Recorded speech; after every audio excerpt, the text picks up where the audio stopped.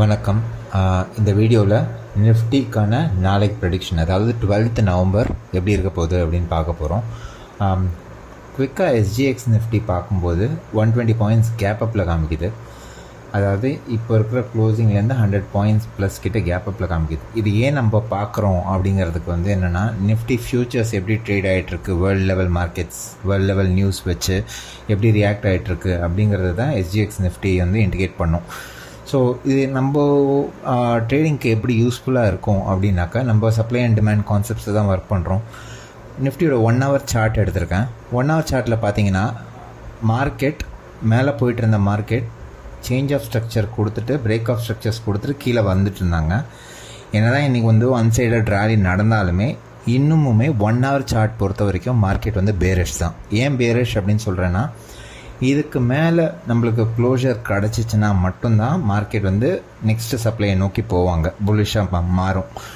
இதுக்கு மேலே போகாத வரைக்கும் மார்க்கெட் சப்போஸ் நாளைக்கு இங்கே லோவர் டைம் ஃப்ரேமில் நம்மளுக்கு இந்த மாதிரி ஒரு கன்ஃபர்மேஷன் கிடைக்கிதுன்னா, இம்மீடியட்டாக இன்றைக்கி எவ்வளோ பெரிய அப் ட்ரெண்ட் நடந்துச்சோ நாளைக்கு அவ்வளோ பெரிய டவுன் ட்ரெண்ட் நடக்கிறதுக்கான சான்சஸ் கூட இருக்குது.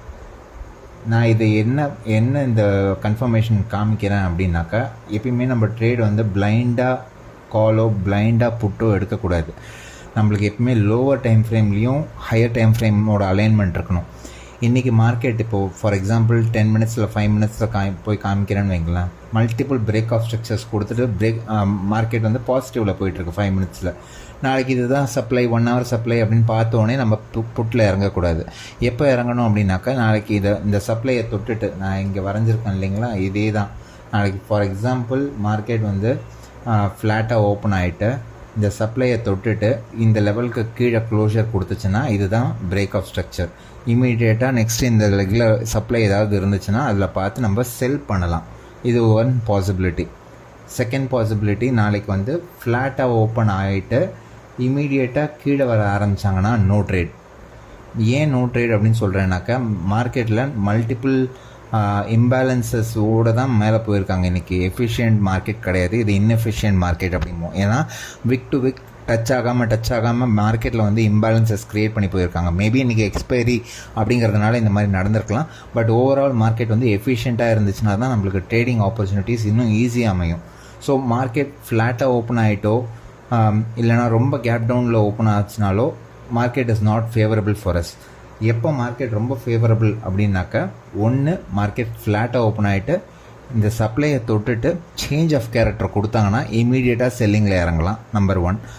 நம்பர் 2, சப்போஸ் மார்க்கெட் கேப் அப்பில் ஓப்பன் பண்ணுறாங்க, நிஃப்டி அந்த எஸ்ஜிஎக்ஸ் நிஃப்டி காமிக்கிற மாதிரியே கேப் அப்பில் ஓப்பன் ஆகிறாங்க அப்படின்னாக்கா என்ன ஆகும் அப்படின்னா, நம்ம நெக்ஸ்ட்டு 30 minutesல இல்லை 15 minutesல போய் பார்த்தோம்னா நம்மளுக்கு சப்ளைஸ் ஏதாவது இருக்கான்னு பார்க்கலாம். சப்ளைஸ் நிறைய இம்பேலன்ஸோடு முடிஞ்சிருக்கு அப்படிங்கிறதுனால இந்த ஃபஸ்ட்டு 15 to 30 minutes மார்க்கெட் இதுக்கு மேலேயே சஸ்டெயின் ஆகிறாங்களா. சப்போஸ் மார்க்கெட் இந்த இடத்துல ஓப்பன் ஆகிட்டு இங்கேயே ஸ்மாலாக ட்ரேட் பண்ணிக்கிட்டே இருக்காங்க, எந்த மூமெண்ட்டுமே இல்லாமல் ட்ரேட் பண்ணிக்கிட்டே இருக்காங்க அப்படின்னாக்கா மார்க்கெட் மேலே போகிறதுக்கு ரெடியாக இருக்காங்க. கீழே வரதுக்கு எப்போ ரெடி ஆவாங்கனாக்கா, இந்த சப்ளையை தொட்டதுக்கப்புறமா தான் கீழே வரதுக்கு ரெடி ஆவாங்க. ஸோ மேலே போகிறதுக்கான சான்சஸ் ரொம்ப ஜாஸ்தி. ஸோ அப்போ நம்ம என்ன பண்ணலாம் அப்படின்னாக்கா, ஒரு 30 minutes நம்ம வெயிட் பண்ணணும்.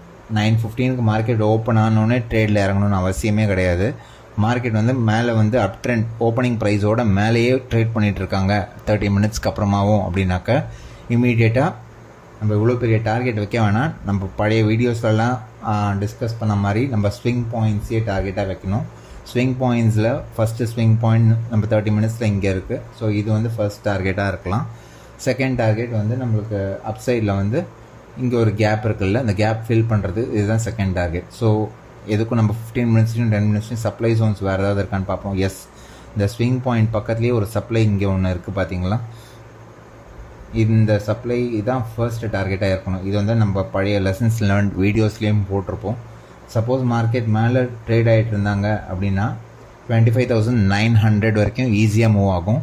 அதாவது 800க்கு மேலே ட்ரேட் பண்ணிருந்தாங்கன்னா 900 வரைக்கும் ஈஸியாக மூவ் ஆகும். இந்த ஸ்விங் பாயிண்ட் இங்கே போட்டிருக்கிற ஸ்விங் பாயிண்ட்டையும் தாண்டி ட்ரேட் பண்ணுறாங்க, அதாவது 950யும் தாண்டி ட்ரேட் பண்ணிகிட்டு இருக்காங்கன்னா 26,050 ரொம்ப ஈஸியாக மூவ் ஆகிடும். So first target 25,905, second target 950, third target 26,050 வரைக்கும் கூட போகிறதுக்கு சான்சஸ் ஜாஸ்தியாக இருக்குது.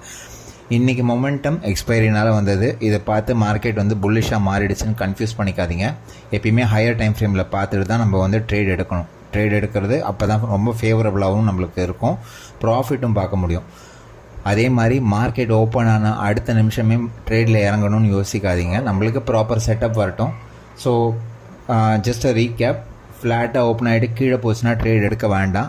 நாளைக்கு ஒரு நாள் ட்ரேட் எடுக்கலைன்னா பரவாயில்ல, ஒன்றும் ஆகிட போகிறது கிடையாது. ஃப்ளாட்டாக ஓப்பன் ஆகிட்டு இங்கேயே சுற்றிக்கிட்டு இருக்காங்க அப்படின்னாலும் நம்ம இறங்க வேணாம். ரேஞ்ச் பவுண்டாக இருந்துச்சுனாலும் இறங்க வேணாம். நம்ம எப்போ இறங்குறோம் அப்படின்னா ரெண்டு சினாரியோ தான். ஒன்று, மார்க்கெட் இங்கே சப்ளையை தொட்டுட்டு, இது வந்து 1 hour சப்ளை, இந்த 1 hourல போய் பார்த்தோன்னா இந்த last indecision candle before the break of structure நடந்தது தான். இதுதான் நம்மளுக்கு சப்ளையை மார்க் பண்ணியிருக்கோம். 5 minutesல நம்மளுக்கு இந்த மாதிரி பிரேக் ஆஃப் ஸ்ட்ரக்சர் கொடுக்குறாங்க.